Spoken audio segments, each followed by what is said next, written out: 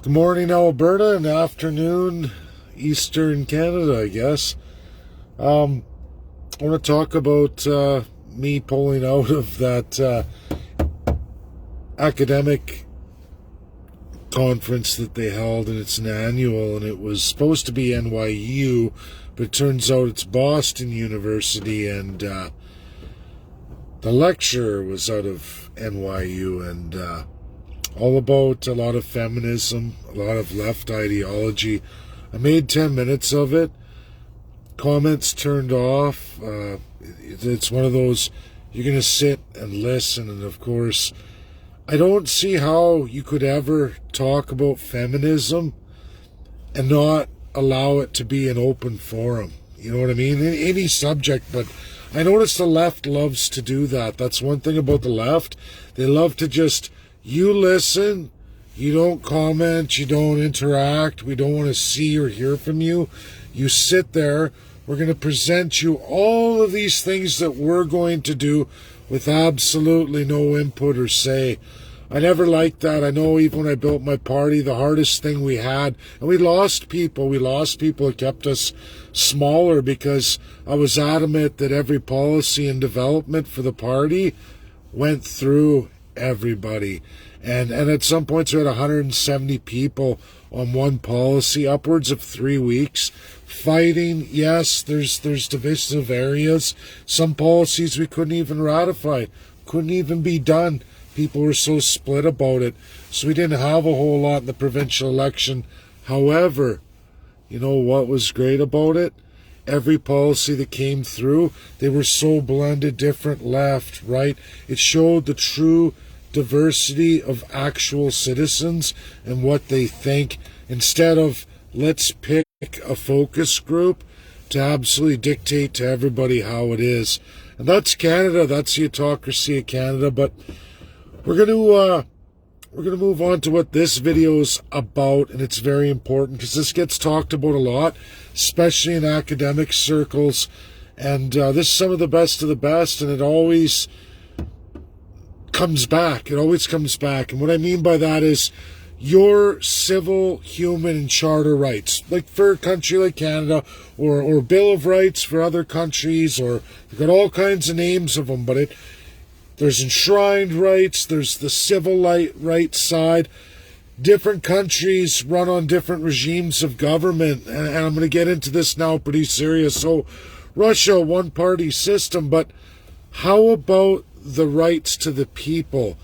How effective is that? And then when you start to break down different countries, some are supposed to be tremendously democratic, at least they brag that way, but then the people of those nations seem to think otherwise, the actual citizens, and you see the uproar, and then it's anger, and then they elect a new politician who takes a whole bunch of other rights away, and watch this wave. And I mean, they're trying to do it in the United States, but I argue, everybody, and this is just how I've seen of the nations who codify constitutions, when you have rules in your codification of your constitution, rules of how to govern, meaning the more rules you put on the politicians, those you elect, if you elect, or maybe you don't elect, but the more rules of what the politician can do and can't do, the more likely you're going to see that no matter what rights you have written and are supposed to be enshrined, the more rules on the politician, the more the politician's bound to, and the more checks and balances you codify, meaning written rules of governance in a constitution, you will see the rights honored for the people. Whether they have them all or not, the ones that they will have in that kind of codification will be cemented. It will be very hard for the politician to break them. And that's if they put in proper codification of how to govern. If you don't have any, like there's a number of countries with zero rules of governance, what does it matter what rights they write that you're supposed to have if politicians don't have to be accountable to anything or even follow it? If there's no rules governing them, how are your rights ever going to be truly enshrined? No matter you write them all out and they're great, And academics fight about this all the time. But that's what I argue. You know, you talk about division of powers, different governments. There's no concept of regions whatsoever. Like a country like Canada or the USA or Russia, there are regions, you know. But some, there are none. So they don't even think about you when they start codifying international law or start voting on it. They just, nope, you don't count. You don't exist. You're nothing. We're only going to deal with the national government.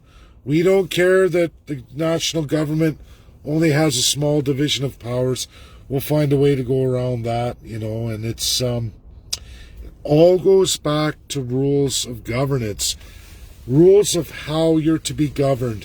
Big C codification, super important. That's today's takeaway, everybody. And when you don't have that with political parties, you can see that coming in the United States too. They try to throw it out here in Canada at us, and I just laugh because it's like, you want to know autocracy? You're standing in the middle of it, you know. And these people, they make me laugh, eh? They think they're gonna take over your country with their ideologies, and it's like, you've come to the wrong place, you know, wrong place. Very autocratic, and you'll be beaten by that autocratic system, you know. It's sad. That's my video today. Realize that, everybody. One takeaway, one share here. Very, very important. Big C codification. Rules of governance. How to be governed. Mean the rules on the politicians. Codified set of rules. Unbreakable. That's what you need. Or it won't matter what rights you codify or enshrine or charters, bills. Like the Age of Empires, kings and queens of old. If you've ever seen or read the real history of Nottingham and the rest of it in the time of that king and what happened, promises everybody, even signed the charter, and then he turned the troops on everybody because he was divine, no rules of governance. He could beat all the barons, everybody down. And now today, you look, it's one nation, one power, and maybe some of these countries need to do an assessment of, are you in any way, shape, or form truly democratic? Are you truly democratic? Because I don't think so. I think that it's a small group, and they have an infinite power over a lot of people. Small c will never protect, no matter how many promises of enshrined rights. And you can look for literally thousands of years. That's been a huge issue.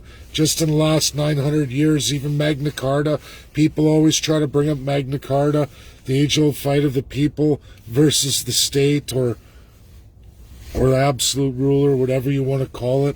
And it's led to major wars, famines, disease. It's these things carry on if we don't address the fact, rules of governance, how to govern. And that means big C constitutionalism. I believe that. I believe you need a bunch of checks and balances designed by the people, for the people, with obviously credible experts. That's what I want to do, and that's what we're going to get.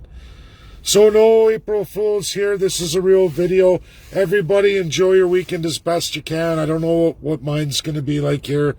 No announcement of lockdowns yet. I guess we're going to see what's what. I don't know, but I guess get ready, Ontario. Get ready, Alberta, by the sounds of it. Looks like two provinces facing governments likely to make a decision here.